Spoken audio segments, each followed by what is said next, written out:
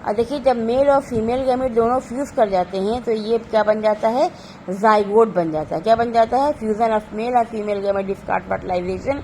और इस फर्टिलाइजेशन का रिजल्ट क्या आता है, क्या बनता है, इससे जाइगोट बनता है। और जाइगोट जो होता है वो फर्दर क्या होता है, डिवाइड होने लगता है और ये फैलोपियन ट्यूब में डिवाइड होता है, कम से कम 16 सेल तक होता है। यानी चौथे रोज़ क्या होता है, ये इम्प्लांट हो जाएगा, यूट्रस में आ जाएगा, ये एम्ब्रियो बन जाएगा। यानी छोटा सा एम्ब्रियो 16 सेल का, यानी एक सेल डाइकोट पे 1 से 2 सेल, 2 से 4 सेल, 4 से 16 सेल बन जाती हैं। तो ये क्या होता है, यूट्रस में आ जाता है। ये एम्ब्रियो कहाँ आ जाएगा, यूट्रस में आकर के इम्प्लांट, यूट्रस की वॉल में आकर के इम्प्लांट हो जाता है और यहाँ पर इसकी ग्रोथ होती है।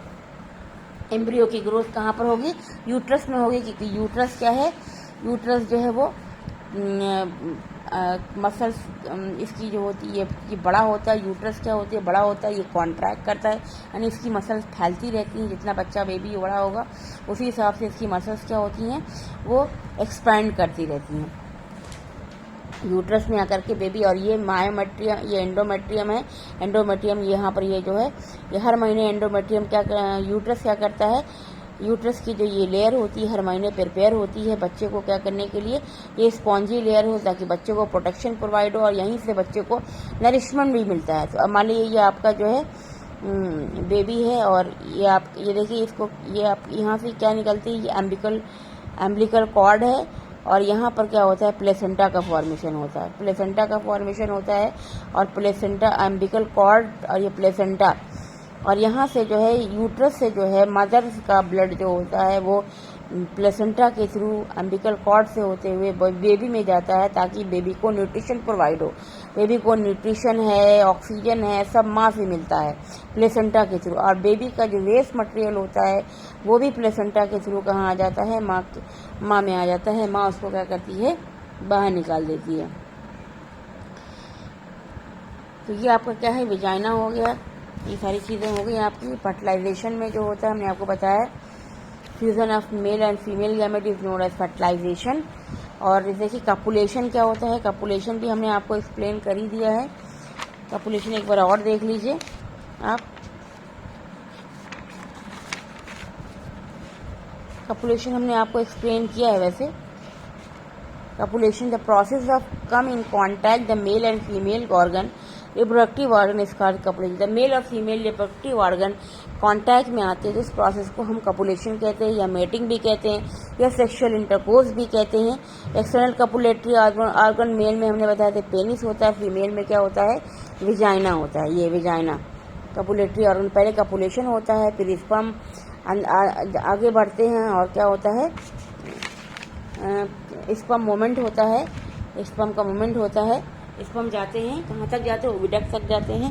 फिर इसका क्या होता है, फर्टिलाइजेशन होता है। क्या होता है, फर्टिलाइजेशन होता है। यहाँ पर पेनिट्रेट करेंगे, स्पर्म अंदर जाएंगे, पेनिट्रेट करके घुसेंगे और क्या करेंगे, यहाँ पर फर्टिलाइज कर जाएंगे ओविडक्ट में। ओविडक्ट के किस पार्ट में फर्टिलाइजेशन होता है, एम्पुला वाले पार्ट में फर्टिलाइजेशन होता है। फर्टिलाइजेशन के बाद अभी हमने बताया फिर सेल डिवीजन होगा। सेल डिवीजन के बाद जब 16 सेल बन जाते हैं तो ये फिर ये एम्ब्रियो हो जाता है, जाइगोट से एम्ब्रियो हो जाता है और ये कहाँ इम्प्लांट कर जाता है, यूट्रस वॉल में आ जाता है। जब एम्ब्रियो यूट्रस की वॉल में आके चिपक जाए तो उस प्रोसेस को हम कहते हैं इम्प्लांटेशन। क्या कहते हैं, इम्प्लांटेशन। जैसे फॉर यहाँ पे देख लीजिए, अभी इम्प्लांटेशन हो गया है। इम्प्लांटेशन के बाद यहाँ पर बच्चे को फूड मिलता रहेगा, प्लेसेंटा के थ्रू माँ का ब्लड मिलता रहेगा, बच्चा ग्रो करता रहेगा और जब 9 मंथ हो जाएगा तो पूरा कंप्लीट बच्चा तैयार हो जाएगा। ह्यूमन बीइंग में 9 मंथ बच्चा जो होता है वो यूट्रस के अंदर रहता है। उस पीरियड को हम कहते हैं गेस्टेशन पीरियड कहते हैं। जब 9 मंथ हो जाता है तो यूट्रस मसल्स क्या करती हैं, कॉन्ट्रैक्ट करती हैं और हार्मोन्स रिलीज होता है, ब्रेन को मैसेज जाता है कि यूट्रस मसल्स कॉन्ट्रैक्ट करे। जब यूट्रस मसल कॉन्ट्रैक्ट करती है तो बेबी नीचे आता है और कॉन्ट्रैक्ट करती नीचे आता है। इस तरह से बच्चा जो होता है वो पैदा हो जाता है, यानी बाहर आ जाता है।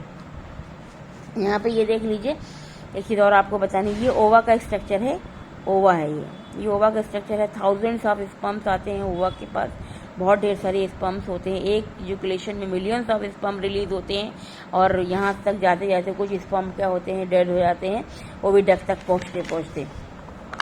लेकिन उसके बाद भी हज़ारों स्पर्म्स क्या होते हैं, रहते हैं यहाँ पर, हज़ारों स्पर्म्स होते हैं। लेकिन सिर्फ एक स्पर्म का जो जब जैसे स्पर्म सारे आएंगे, जो सबसे स्ट्रांग स्पर्म्स होगा, जो सब स्पर्म्स में क्या होगी, लड़ाई होगी। जो सबसे स्ट्रांग स्पर्म्स होगा वो क्या करेगा, एक के अंदर उसका हेड जो है वो इंटर कर जाएगा, टेल बाहर रह जाएगी। और यहाँ पर फीमेल गैमेट है, फीमेल गैमेट से ये फ्यूज़ कर जाएगा और फर्टिलाइजेशन उसी प्रोसेस को हम कहते हैं। जैसे एक स्पर्म का हेड जैसे अंदर जाएगा, ये जो लेयर होती है ओवा की वो सीज हो जाती है, यानी फ्रीज कर जाती है। दूसरा स्पर्म इसके अंदर इंटर नहीं कर सकता है, सिर्फ एक ही स्पर्म इंटर करेगा, बाकी स्पर्म क्या हो जाएंगे, वो डेड हो जाएंगे। और फ्यूज करके क्या बनाते हैं, ये हेप्लॉइड स्ट्रक्चर होता है, यानी स्पर्म हेप्लॉइड है और स्पर्म जो है हेप्लॉइड स्ट्रक्चर है, ओवा भी हेप्लॉइड स्ट्रक्चर है, और दोनों फ्यूज करके डिप्लॉइड बनाते हैं, यानी 2n बनाएंगे। जाइगोट क्या है, डिप्लॉइड स्ट्रक्चर है, और इसके अंदर डिवीजन स्टार्ट हो जाता है। डिवाइड करके जाइगोट जो है 2 से 4, 4 से 16, 16 से 25 सेल बनाते हैं। और जो उसको जब सेल बन जाता है उसको एम्ब्रियो कहते हैं, छोटा जो बिल्कुल होता है बेबी, उसको एम्ब्रियो कहते हैं। फिर एम्ब्रियो डेवलप होता है, इसमें धीरे धीरे डेवलपमेंट होता है। 9 मंथ में पूरा कंप्लीट बेबी क्या होता है, वो तैयार हो जाता है।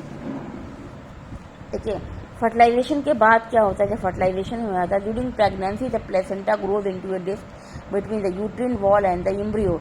और हमने अभी आपको बताया जब फर्टिलाइजेशन हो जाता है तो एम्ब्रियो, ये आपका मान लीजिए है एम्ब्रियो, और ये क्या है, यूट्रस की वॉल होती है। यूट्रस की वॉल के बीच में एक प्लेसेंटा का फॉर्मेशन होता है। प्लेसेंटा जो होता है ये फिंगर लाइक प्रोजेक्शन होता है, ताकि क्या करे, न्यूट्रिएंट को, यानी कि ग्लूकोज को, अमीनो एसिड को, या फिर जो है ऑक्सीजन को, ये मदर के यूट्रस की वॉल से लेकर के बेबी में पहुंचाए। ये एम्ब्रियो है, यूट्रिन वॉल है, ये आपका क्या है, प्लेसेंटा है। तो फिंगर लाइक प्रोजेक्शन होता है, इसको विलाई भी कहते हैं, इसको विलाई भी कहते हैं प्लेसेंटा में। और ये क्या करता है, सरफेस एरिया को बढ़ा देता है, और एक क्या प्रोवाइड करता है बच्चे को, ग्लूकोज है, ऑक्सीजन है, सारी चीज़ें प्रोवाइड करता है। और बच्चे का जो वेस्ट प्रोडक्ट होता है वो भी प्लेसेंटा के थ्रू मदर के यूट्रस में चला जाता है, और माँ उसको एक्सपेल आउट कर देती है। Development of child inside the mother's body take approximately 9 month, यानी कि जो बच्चा डेवलप होता है, यानी पूरा 9 महीने में डेवलप हो जाता है।